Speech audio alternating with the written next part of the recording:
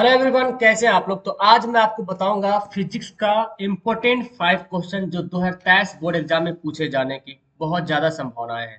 ठीक है, तो इस वीडियो को ध्यान से देखिएगा और पूरी वीडियो ध्यान से समझिएगा। अगर इनमें से कोई भी सवाल आपको याद नहीं होगा तो आप उसको याद कर लीजिएगा। तो याद कीजिएगा, ये फिजिक्स का इम्पोर्टेंट 5 क्वेश्चन है। तो आपको इन सभी सवाल को जवाब याद होना चाहिए। नहीं याद है तो आप जरूर एक बार कॉपी में लिख लीजिएगा और इन सब्जेक्टिव क्वेश्चन को लिख करके याद कर लीजिएगा। मैं हूं अशफाक और आप सभी का स्वागत है। घंटा का बटन दबा लीजिएगा सब्सक्राइब करके, और आप लोग जुड़ जाए चैनल पे। चलिए देखिए, शुरू करते हैं। एकदम आसान तरीके से सवाल को हिंदी इंग्लिश दोनों में समझाएंगे। तो सॉरी, इंग्लिश तो समझाने में ज़्यादा टाइम लग जाएगा, मैं हिंदी में समझाऊंगा, इंग्लिश समझ लीजिएगा आप। सामंजन क्षमता को परिभाषित कीजिए और एक वयस्क में सामान्य दृष्टि के लिए इसका मान क्या होता है। ठीक है ना।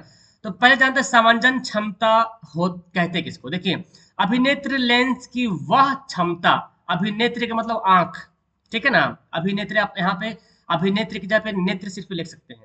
तो अभिनेत्र लेंस की वह क्षमता जिसके द्वारा विभिन्न दूरियों पर स्थित वस्तुओं को स्पष्ट रूप से देखने के लिए लेंस की फोकस दूरी को कम अथवा अधिक किया जाता है। मतलब ये हुआ कि हमारा आंखें जो है, हमारी जो आंख है मान लेते हैं यहाँ पे, तो इसमें जो लेंस लगा हुआ है, तो कभी हम नजदीक देखते हैं, कभी ये दूर देखते हैं। तो जब नजदीक देखते हैं तो हमारा फोकस नजदीक हो जाता है, जब दूर देखते हैं तो हमारा फोकस दूर हो जाता है।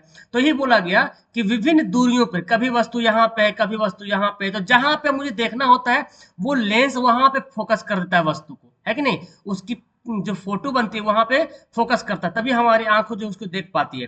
तो बोला विभिन्न दूरियों पर स्थित वस्तु जो है रखा हुआ है स्पष्ट रूप से देखने के लिए लेंस की फोकस दूरी कम या तो अधिक किया जाता है। आपको यहाँ पे वस्तु रखी हुई तो पूरे क्लियर देखना है, तो आपका लेंस जो है ना फोकस दूरी को यहाँ पे कर देगा ताकि आप स्पष्ट रूप से देख पाए, या नजदीक है तो नजदीक कर देगा ताकि आप स्पष्ट रूप से देख पाए। तो ये जो क्षमता है उसके अंदर ये जो पावर है ना, उसको बोला गया सामंजन क्षमता। क्या बोलते हैं? सामंजन क्षमता। यानी कि इंग्लिश में देखिए, इंग्लिश में बोलते हैं इसको एडजस्टेंट कैपेसिटी। एडजस्टमेंट तो आप जानते हैं कि एडजस्टमेंट कर ले रहा है ना, तो यहाँ भी वही हो रहा, एडजस्टमेंट कर रहा। ठीक है ना, तो एडजस्ट कर रहा कि आगे जाना है कि पीछे जाना है। अब एक वयस्क में सामान्य दृष्टि के लिए न्यूनतम मान 25 सेंटीमीटर और दूर बिंदु जो है अनंत के बीच होता है। तो ये तो ऑब्जेक्टिव में भी सवाल आता है और आपको पता होना चाहिए। तो उम्मीद करता हूँ ये सवाल याद होगा आपको। ये देखो, इंग्लिश में मैंने यहाँ पे डाल दिया और आप लोग इसके इंग्लिश का स्क्रीनशॉट ले लेना, समझ लेना। मैंने तो समझा दिया, आप लोग पढ़ लीजिएगा। ये सवाल काफी इंपोर्टेंट है। उत्तल लेंस और अवतल लेंस की पहचान कैसे करेंगे, बहुत ही ज्यादा इंपॉर्टेंट सवाल है। आपको इनको तो अगर याद नहीं तो एकदम वीवीआई क्वेश्चन है, इसको तो एकदम याद कर जाइए। और देखो, मैं बार बार बोलता हूँ ना कि सब्जेक्टिव क्वेश्चन कैसे याद करना है। आपको हर जितना भी सारा सब्जेक्टिव क्वेश्चन है उसको लिखने का प्रैक्टिस कीजिए, लिख करके याद कीजिए। ठीक है ना, लिखना शुरू कीजिए आप। तो जब लिखिएगा ना तो आपको बहुत अच्छे तरीके से याद होगा।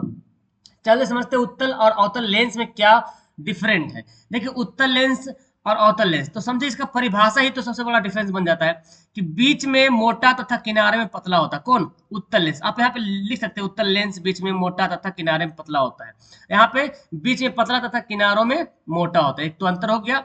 दूसरा अंतर है, अक्षर बड़े आकार के दिखी यार उल्टा लिखा हो, दिखाई देती है। सॉरी यार, यहाँ पे तो दिखाई देता है। ठीक है ना, अक्षर बड़े आकार के दिखाई देता है, यहाँ पे अक्षर छोटे आकार के दिखाई पड़ते हैं। यानी कि उत्तल लेंस में जब हम अक्षर को देखेंगे तो बड़े बड़े हमको दिखाई देगा, और अवतल लेंस में जब अक्षर अक्षर देखेंगे तो छोटे छोटे दिखाई देगा। ठीक है ना। प्रकाश की किरणों को एक बिंदु पर केंद्रित करता है। कौन? उत्तल लेंस। समझ में आ रहा ना। उत्तल लेंस क्या करता है? प्रकाश के केंद्रों केंद्रों को एक बिंदु पे क्या करता है, यही उत्तल लेंस है ना, एक बिंदु पे क्या करता है? केंद्रित करता है। और अवतल लेंस जो होता है वो बिखेरता है। यहाँ पे नहीं दिया क्या? अरे, प्रकाश किरण पुंज को बिखेर देता है। तो यहाँ पे बिखेर रहा, अवतल लेंस बिखेर रहा, उत्तल लेंस क्या कर रहा? एक जगह अभिसारित कर रहा है। इसको अभिसारित भी लिख सकते हैं। इसीलिए क्या बोलते हैं, उत्तल लेंस को अभिसारी लेंस लेंस भी कहते हैं। अभिसारित मतलब एक जगह कन्वर्ज कर रहा, जमा कर दे रहा। और ये क्या कर रहा? ये कर रहा अपसारी कर रहा, अपसारित कर रहा। अपसारित मतलब फैला दे रहा। ठीक है ना। वस्तु का प्रतिबिंब वास्तविक आभासी उल्टा होता है। किसमें? उत्तल लेंस में वस्तु का प्रतिबिंब वास्तविक भी होता है, कभी आभासी भी होता है और उल्टा भी होता है। लेकिन अवतल लेंस में वस्तु का प्रतिबिंब आभासी तथा सीधा होता है, यानी कि हमेशा हमेशा आभासी होता है। अवतल लेंस में हमेशा आभासी बनता है, और उत्तल लेंस में आभासी वास्तविक दोनों बनता है, और उल्टा बनता है। तो उल्टा बनेगा तो सीधा ही बनेगा, क्योंकि आभासी है तो सीधा बनेगा, वास्तविक है तो उल्टा बनेगा ही बनेगा। फिर देखें, लेंस को बाएं तरफ हिलाएं तो प्रतिबिंब दाएं तरफ गति करता है, ऐसा होता है। उत्तल लेंस को बाएं तरफ से हिलाएंगे तो लगेगा प्रतिबिंब दाएं तरफ हिल रहा है, और ये अगर अवतल लेंस को बाएं तरफ से हिलाएंगे, है ना, तो प्रतिबिंब भी बाएं तरफ ही गति करता है। तो दोनों में डिफरेंट क्या हो रहा कि अगर उत्तल लेंस को बाएं तरफ, मान लेते ये उत्तल लेंस है, इधर अगर हिलाते हैं थोड़ा सा तो प्रतिबिंब दाएं तरफ लगता है कि गति कर रहा है, और अगर अवतल लेंस को बाएं तरफ हिलाते हैं तो लगेगा प्रतिबिंब मतलब बाएं जिधर है उधर ही दिखेगा। तो यहाँ पे पता चल रहा कि यहाँ पे जो फोटो जो है उल्टा तक तरह से जो है हिलेगा, वो गति करते दिखेगा। ये ज्यादा इंपॉर्टेंट है कि उत्तल लेंस की फोकस दूरी धनात्मक होती है, अवतल लेंस की फोकस दूरी ऋणात्मक होती है। तो मैं यहाँ पे 3-4 देखो, आपको अगर ये सवाल 2 नंबर में पूछेगा 100%, 5 नंबर में कभी नहीं पूछेगा, सवाल पूछेगा 2 नंबर में पूछेगा, ठीक है ना। तो 2 नंबर पूछेगा, वहां पे आपको क्या करना, सबसे पहला अंतर यह है कि उत्तल लेंस बीच में मोटा और किनारे पतला होता है, ये बीच में पतला किनारे मोटा होता है, एक अंतर।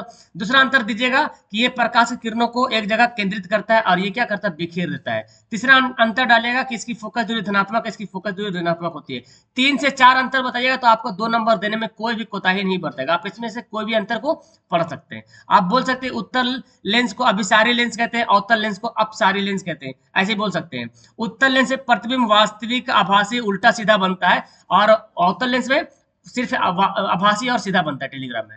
ओके, आगे बढ़ते हैं। अब यहाँ पे इसको इंग्लिश में मैंने कन्वर्ट कर दिया है, और इंग्लिश यहाँ पे आप इसको चाहे तो आप इसको स्क्रीनशॉट ले लेते हैं और लेकर के आप इसको सही कर लें। बाकी मैं यहाँ पे बताता हूँ फिजिक्स का, ये बहुत ज्यादा इंपॉर्टेंट सवाल है कि प्रतिरोध किसे कहते हैं, प्रतिरोध का ऐसा ही मात्रा क्या है, और किसी चालक का प्रतिरोध किन कारकों पर निर्भर करता है। बहुत ज्यादा इंपॉर्टेंट हो सकते हैं 5 नंबर में सवाल पूछे, लेकिन ऐसा तो मुझे नहीं लगता है ना, ये 5 नंबर पूछेगा। तो चलिए जानते प्रतिरोध कहते किसको। देखिए, प्रतिरोध के मतलब रुकावट होता है जिसके द्वारा विद्युत धारा के प्रवाह का विरोध किया जाता है, उसे प्रतिरोध कहते हैं। तो ये तो हो गया बहुआ टाइप का डिफिनेशन हो गया, नॉर्मल सा। तो अगर आप इसको नहीं लिखेंगे तो आप देखिए एकदम अच्छा डिफिनेशन लिखना है तो इसको लिखिएगा। प्रतिरोध का मान किसी चालक के 2 सिरों के मध्य की विभवांतर और उसमें बह रहे विद्युत धारा की मात्रा के अनुपात के बराबर होता है। यानी कि जो प्रतिरोध जो आर है ना, वो क्या बोला गया, जो दोनों चालक के दोनों सिरा के बीच के विभवांतर यानी कि भी, और उसमें जो विद्युत धारा बह रही है उसके अनुपात, यानी कि अनुपात मतलब बटा, है ना, कि क्या होता है, बराबर होता है। तो ये देखो, ये भी बटा आई, मतलब विभवांतर और विद्युत धारा का अनुपात जो होता है वो क्या होता है, प्रतिरोध उसके बराबर होता है। तो आप ये भी डिफिनेशन बहुत बेस्ट है, आप चाहो तो इसको अच्छे से लिखना, क्योंकि ये तो नॉर्मल सा डिफिनेशन हो गया। प्रतिरोध का मतलब हो गया विद्युत धारा के प्रवाह को जो विरोध करता है, जो रोकता है। तो ये सबसे बेस्ट याद कीजिएगा कि ये क्या है, वो विभवांतर है। अब विभवांतर क्या करता है, चालक के दोनों सिरों के बीच की दूरी को नापता है, और उसमें जो विद्युत धारा बह रही है आई है, इसका जो अनुपात होगा वो प्रतिरोध के बराबर होगा। तो आप ये फॉर्मूला लगाएंगे। ओके, अब बोला गया प्रतिरोध का मात्रा क्या है, तो देखिए आप लिखिए यहाँ पे प्रतिरोध। अच्छा, यहाँ पे और एक लाइन जोड़ दीजिएगा, यदि परिपथ की अन्य परिस्थितियां समान रहे तो प्रतिरोध बढ़ने से विद्युत धारा कम हो जाएगी। जाहिर सी बात, प्रतिरोध बढ़ाएंगे, रुकावट बढ़ाएंगे तो विद्युत धारा कम हो जाएगी, स्लो हो जाएगी, और प्रतिरोध घट जाएगा तो विद्युत धारा का वैल्यू बढ़ जाएगा, है कि नहीं। जब रुकावटें घटेगी तो विद्युत धारा बहुत तेजी से फ्लो होगा, रुकावट बढ़ जाएगी तो विद्युत धारा स्लो हो जाएगा। और यहाँ पे क्या, प्रतिरोध कैसे मात्रक ओम होता है, देखो मैंने यहाँ पे लिख दिया, इसका साइन ऐसे दे सकते हैं आप। किन किन कारकों पर निर्भर करता है, तो देखिए यहाँ पे लिखा चालक पदार्थ पर निर्भर करता है, यानी कि चालक पदार्थ चांदी का है कि तांबा का है। चांदी का है तो ज्यादा स्पीड से विद्युत धारा फ्लो होगा, तांबा है तो उससे थोड़ा कम होगा, है कि नहीं।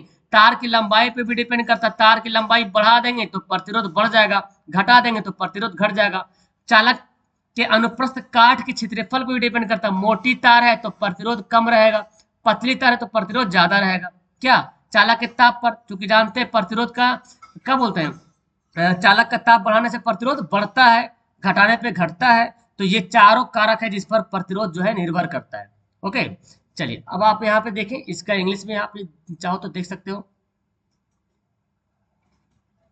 देखिए इसका इंग्लिश आप यहाँ पे देख ले, स्क्रीनशॉट ले लेते हैं आप। चलिए, अब ये चारों मैंने लिखा दिया। अब ये सवाल देखिए, विद्युत मोटर का सिद्धांत क्या है, ये बहुत ज्यादा इंपॉर्टेंट है। विद्युत मोटर का सिद्धांत देखिए, जब किसी कुंडली को चुंबकीय क्षेत्र में रखकर, कोई कुंडली है, ठीक है ना, और उसको चुंबकीय क्षेत्र मतलब चारों तरफ चुंबक वाला एरिया है, तो चुंबकीय क्षेत्र में रखते हैं और इस कुंडली में विद्युत धारा का क्या करते हैं, इस उसमें धारा प्रवाहित किया था। अब इसमें जो इलेक्ट्रिक करंट फ्लो करेंगे, तो कुंडली पर एक बल युग्म में कार्य करता है। अब कुंडली पे एक फोर्स लगता है, एक ताकत लगती है, जो कुंडली को उसी अक्ष में घुमाने का प्रयास करता है, मतलब घुमाने का प्रयास करता है, समझ रहे ना, चक्कर करने का प्रयास करता है, घुमाने का प्रयास करता है। यदि कुंडली अपने अक्ष पर घूमने के लिए स्वतंत्र हो तो वह घूमने लगता है। अगर यहाँ पे चुंबक चारों तरफ है ना, और यहाँ पे विद्युत धारा प्रवाहित किए, तो ये क्या होगा, चुंबक की वजह से जो है ये जो कुंडली घूमना शुरू हो जाएगा। तो विद्युत मोटर में भी इसी तक प्रकार होता है, ठीक है ना। तो वो जो विद्युत धारा प्रवाहित करने पर क्या होता है, वो जो कुंडली जो है घूमने लगता है, तब मोटर चलना शुरू कर देता है। तो आपको ये बातें लिख देना है, ओके। और ये आपको 2 नंबर में सवाल आएगा, आराम से आप इसको लिखेंगे 2 नंबर, तो आराम से बन जाएगा, ओके। ये सवाल बहुत ज्यादा इंपोर्टेंट, फ्लेमिंग का वाम हस्त का नियम लिखिए, बहुत सवाल पूछा गया, एकदम वेरी वेरी इंपोर्टेंट है। देखिए ऑब्जेक्टिव में भी सवाल पूछता है कि अपने वाम हस्त मतलब बायां हाथ, वाम मतलब बायां हस्त, हस्त मतलब हाथ के अंगूठे तर्जनी के मध्य, क्या बोला, अंगूठे तर्जनी के मध्य, तर्जनी के क्या, तर्जनी मध्य उंगली को इस प्रकार फैलाएं, क्या लिखा हुआ है, इस प्रकार फैलाएं कि वे परस्पर समकोण बनाते हैं। यानी कि आपका अंगूठा है, फिर ये बड़ी वाली उंगली है, फिर ये वाली मध्य उंगली है, ठीक है ना। इसको ऐसा फैलाना है कि क्या बन जाए, कि लगे कि एक समकोण बना हुआ, देखिए ऐसे समकोण लगा हुआ है, ठीक है। तर्जनी, अब क्या बोला, देखो यहाँ बना समकोण बनाए। तर्जनी चुंबकीय क्षेत्र को निर्देशित करेगी। तर्जनी कौन है, फिंगर के बाद वाला है, ये वाला है, ये चुंबकीय क्षेत्र है, ठीक है ना, चुंबकीय क्षेत्र को दर्शाएगा। और मध्य उंगली जो है, ये वाला जो है विद्युत धारा को दर्शाएगा। और अंगूठा जो है ये बल को, चालक सॉरी दिशा को, ये जो है दिशा को दर्शाएगा। तो आप ना ये फिगर बना भी दीजिएगा तो बहुत ज्यादा अच्छा रहेगा आपके लिए, मतलब इफेक्टिव बन जाएगा क्वेश्चन का आंसर। तो यही होता है कि जब बाएं हाथ की 3 उंगलियां यानी कि अंगूठा और तर्जनी और मध्य फिंगर को फैलाते हैं, तो अंगूठा दिशा, चालक की दिशा, और मध्य ये जो तर्जनी है चुंबकीय क्षेत्र की दिशा, चुंबकीय क्षेत्र को दर्शाएगा। और जो मध्य फिंगर है वो क्या दर्शाएगा, मध्य फिंगर जो है वो देखिए विद्युत धारा की प्रवाह की दिशा को दर्शाएगा। तो यही बातें लिखना है, मतलब ये जब हम वाम हस्त नियम करते हैं, 3 उंगलियां फैलाते हैं, तो क्या क्या दर्शाता है, बस इतना लिख देना है। यही फ्लेमिंग के वाम हस्त का नियम है, ओके। इसका इंग्लिश भी यहाँ पे देख लीजिए, पढ़ लीजिए ध्यान से। तो उम्मीद करता हूँ कि ये 5 फिजिक्स का इंपॉर्टेंट क्वेश्चन आपके लिए बहुत ही ज्यादा इंपॉर्टेंट है। इसको मिस मत करना, कॉपी में लिख लेना, छाप लेना, और हो सके तो याद कर लेना, क्योंकि याद जब होगा जब आप कॉपी में लिखोगे तब होगा, ठीक है ना। याद ऐसे नहीं होगा, बिना कॉपी में लिखे याद तो होगा ही नहीं। कोशिश तो यही रखो कि कॉपी में लिखोगे तब याद होगा, अच्छा से याद होगा, आपको लिखने का हैबिट बनेगा, ओके। उम्मीद करता हूँ कि आपको समझ में आ गया होगा। That's all, thank you very much. आपको इनमें से कितना सवाल याद था नीचे कमेंट करना मत भूलिएगा, और अपने दोस्तों को शेयर जरूर कीजिएगा, okay. That's all, thank you very much. पहली बार आए तो चैनल को लाइक करना, वीडियो को शेयर करना, और वीडियो को लाइक कर देना, चैनल को सब्सक्राइब कर देना, ओके।